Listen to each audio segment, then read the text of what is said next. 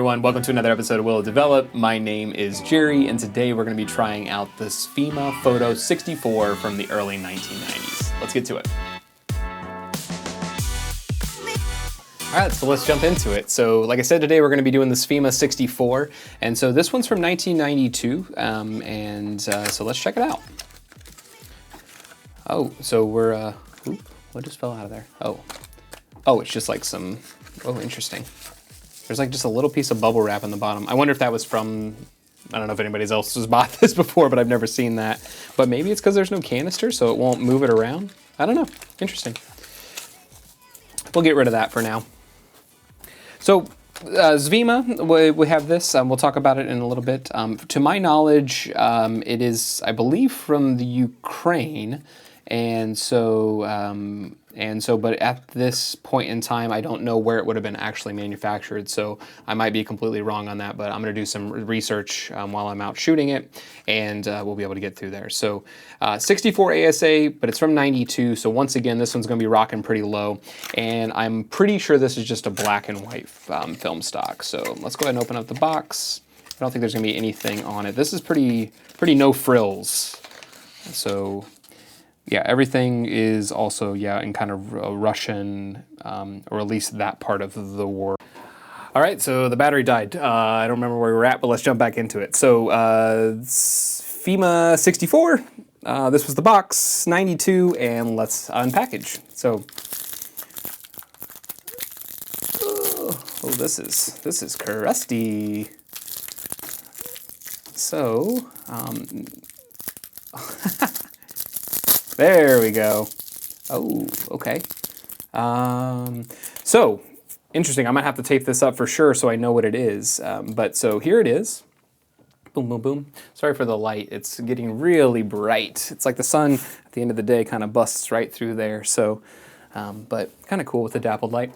So the Svema 64, normal cartridge. This also has that resealable one like for the bulk loading, so that's kind of cool. But I need to put some tape on this, I think, so I remember what this is. I'll do that here in a minute. So Svema 64, we have the resealable top, like the bulk loading here. Nothing is labeled, so something to keep that in mind. But I'll put some tape on here so I remember what this is. And so I'm gonna load it up and we're gonna go take some photos. I'll be right back. All right, let's talk a little history of the Svema 64. So apparently it was the official film stock of the USSR, so back in the day, and it was made in Ukraine.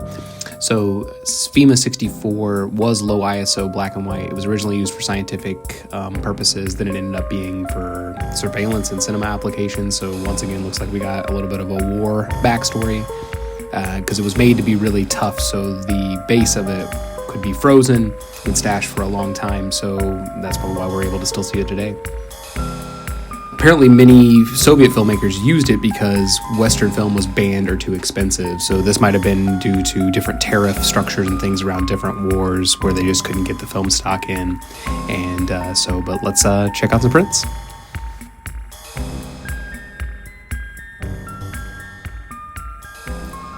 All right, so it's prints time. It's been about 4 weeks since I recorded the opening of the video, and so if you've been watching for a while, you might have heard a couple weeks ago that the school that I teach at is currently closing at the end of this semester. I just found that out, so it's been a little bit of frantic finding new places as life comes at us fast, and we have to make adjustments. And so with that being said, it took me a little bit longer to get to this, and so that's why I'm in a different shirt. I think my hair is different than where we started, but nonetheless, we got some prints, and so we're going to look at them today. And so the Svema 64, a little bit of a rundown of what happened. So as you can see from this print and the Lightroom tutorial, or the Lightroom transfer that you just watched, they did work.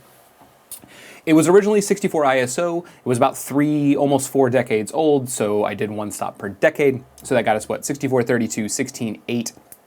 I did these around between 4 and 8 ISO. And I think that worked out pretty well. I also developed it in CineStill's monobath. Before you freak out, I know the monobath gets a really bad rap, and so, but when we're doing these kind of experiments and everything like this, I need to keep things as constant as possible. And so some of these, the chemistry they no longer make. Some of them they say not to do it in that. It's kind of a mixed bag. as a little secret, I've done most of these in monobath for black and white. And the reason I've done that is because I know that that will be consistent across, and if it's working, it's basic black and white developing. And so that removes any of those kind of things that might be limitations or difficulties, and it allows me to be able to actually get something out of it.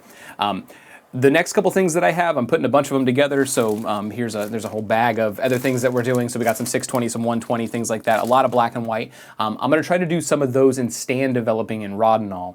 I've heard a lot of from the community saying that that would be a good option as well. I have some Rodinal over here, and so we're going to try to start mixing it up a little bit more. And I think also get a little bit more experimental with the developing of it. So I have some slide film in here that they no longer make the chemicals for. I'm going to try to cross process some maybe in color, maybe in black and white. I don't know. I'm gonna get pretty funky and see where it kind of leads. But without that, thanks for sticking with me in that little kind of update. But I wanted to let you know why I look different than I do from just a second ago.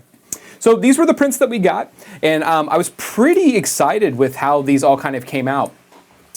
Once again, for those of you that have been following for a while, I'm playing with a lot of slow shutter things, and I just have to work with the limitations of the film.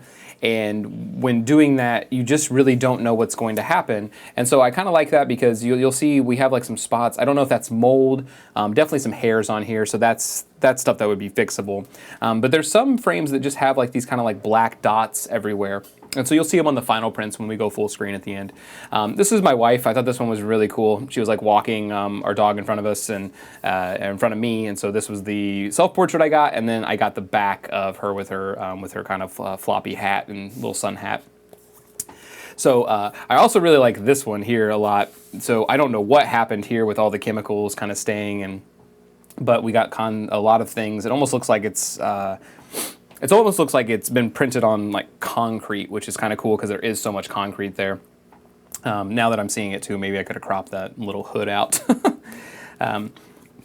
Some of the other ones, so when they got really sharp, you'll see in these two here, whenever they got a little sharper and I was able to get the shutter speed up a little higher, especially in like these direct sunlight kind of things, there's really this kind of like softness to the film. And so, which I kind of enjoyed. And so even when it's sharper and it's a little bit deeper f-stop so we can see everything, then it gives us a little bit more clarity and kind of that contrast level that we have going on. So a lot of variety you can kind of do with this, and which I think is a lot of fun. So this was the Svema 64. Coming up next, we have a lot of 120 film and things like that. You're going to start seeing Kenny putting some new videos together, and so he has a video on the aerochrome that we had from a couple of weeks ago, which will be really fun. I'm going to do some tutorials on 4x5, Polaroid, all that kind of stuff. So hope you keep sticking back around. Hope you keep coming. Hope you keep sharing this with everybody. And if you like what's going on, please like, subscribe, turn on all the notifications. It just helps get into the algorithm a little bit more. And so we're realizing that there's a lot of cool stuff out there, and there's a lot of film to still be shot that would otherwise just be thrown away. So that's the end of another episode of Will It Develop? I hope you have a beautiful day, do something nice for somebody, and we'll see you next time.